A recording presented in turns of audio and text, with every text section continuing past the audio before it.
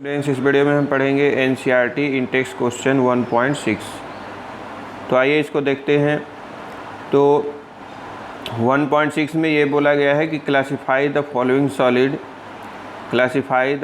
Solid in different category based on the nature of intermolecular force operating in them. मतलब नीचे दिए गए जो सॉलिड हैं उनको आपको क्लासिफिकेशन करना है इंटरमॉलिक्यूलर फोर्स के बेसिस पर। तो देखिए जैसे दिया है potassium sulphate, tin, benzene, urea, ammonia, water, zinc sulphide, graphite, rubidium और आर्गन। इतने सारे कंपाउंड दिए गए हैं, इनको आपको क्लासिफाई करके बताना है। तो देखिए सिलिकॉन कार्बाइड है, तो आंसर में जैसे इसका जो है आयनिक सॉलिड में है पोटेशियम सल्फेट और जिंक सल्फेट। ये आयनिक सॉलिड क्यों है? क्योंकि पोटेशियम सल्फेट जैसे देखिए K2SO4, आप इसको ब्रेक करेंगे तो ये बनेगा 2 पोटेशियम आयन और सल्फेट के आयन SO4 2-। तो इसमें आयन्स बन रहे हैं, इसलिए ये क्या है? आयनिक सॉलिड होगा। जिंक सल्फेट को भी आप ब्रेक करेंगे तो आयन्स के फॉर्म में टूट जाएगा। जिंक Zn2+ और सल्फेट जो है 2-। तो इस तरह से जिंक सल्फेट और पोटेशियम सल्फेट क्या हो गए? आयनिक सॉलिड। अब देखिए जैसे मॉलिक्यूलर सॉलिड में कौन कौन से हैं? मॉलिक्यूलर सॉलिड में बेंजीन है, यूरिया है, वाटर है, आर्गन है और अमोनिया है। तो मॉलिक्यूलर सॉलिड जो है 3 तरह के होते हैं। हम लोग पढ़ चुके थे कि मॉलिक्यूलर सॉलिड जो है 3 तरह के होते हैं। मॉलिक्यूलर सॉलिड 3 टाइप्स के थे: पोलर, नॉन पोलर, पोलर और हाइड्रोजन बॉन्डेड। पहला था नॉन पोलर, दूसरा था पोलर और तीसरा था हाइड्रोजन बॉन्डेड। तो इसमें देखिए जो नॉन पोलर है, जैसे कि बेंजीन है और आर्गन जो है नॉन पोलर में आएगा। नॉन पोलर कैटेगरी में बेंजीन है और आर्गन है। पोलर कैटेगरी में आएगा urea, water, ammonia. Urea, water और अमोनिया जो है,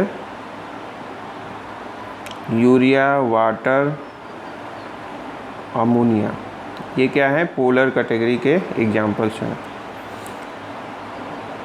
वाटर जो है हाइड्रोजन बॉन्डेड भी है, हाइड्रोजन बॉन्डेड कैटेगरी में भी आएगा। अमोनिया भी हाइड्रोजन बॉन्डेड कैटेगरी में आएगा, क्योंकि हाइड्रोजन बॉन्ड किसके बीच में बनता है? हाइड्रोजन और नाइट्रोजन, ऑक्सीजन और फ्लोरीन के एलिमेंट्स के बीच में। अब इसमें देखिए जैसे कि टिन और रुबिडियम किस में आएंगे? मेटालिक सॉलिड में, ये मेटल्स होते हैं। ग्रेफाइट और सिलिकॉन कार्बाइड जो है कोवैलेंट या नेटवर्क सॉलिड होते हैं। इसके बाद नेक्स्ट क्वेश्चन है 1.7 जो है। तो 1.7 देखिए,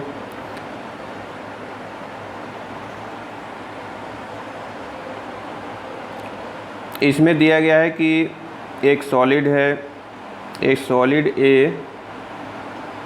A is very hard electrical insulator in solid as well as in molten state and melt at extremely high temperature. तो what type of solid is it? मतलब कि एक सॉलिड है जो कि बहुत ही हार्ड है, इलेक्ट्रिकली इंसुलेटर है, सॉलिड भी है और मॉल्टेन स्टेट में भी इलेक्ट्रिकल इंसुलेटर है और मेल्ट हो रहा है हाई टेम्परेचर पे। तो ये कोवैलेंट सॉलिड होगा, क्योंकि कोवैलेंट सॉलिड ही दो given solid A is a covalent solid such as diamond. कि कोवैलेंट सॉलिड ही क्या होते हैं? हार्ड होते हैं, इलेक्ट्रिकल इंसुलेटर होते हैं और insulator in solid as well as in molten state और मेल्ट एट हाई टेम्परेचर। तो ये कोवैलेंट सॉलिड का एक तरह से प्रॉपर्टी ही दिया गया है। और इसके बाद नेक्स्ट इंटेक्स क्वेश्चन है 1.8। तो इसमें दिया है कि ionic solid conduct electricity in molten state but not in solid state. ऐसा इसलिए है क्योंकि मॉल्टेन स्टेट में आयन जो है फ्री टू मूव, और and in solid state ions are not free to move, it fix at a fix position. तो यही इसका आंसर है कि हम इसको ऐसे कह सकते हैं कि ionic solid conduct electricity because of movement of ion. तो इन सॉलिड स्टेट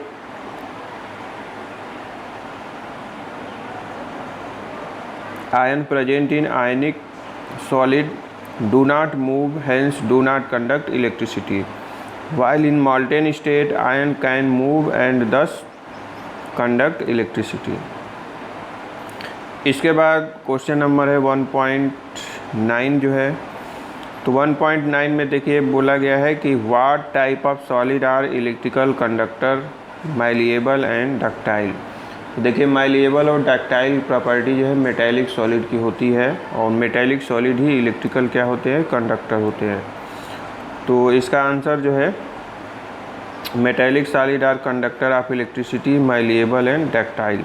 माइलिएबल जो है जानते हैं कि पीट करके उसको चपटा बना सकते हैं, किसी भी आकार शेप का बना सकते हैं, और डक्टाइल मतलब होता है खींच करके वायर बनाना जो है, तो खींच के वायर भी बना सकते हैं।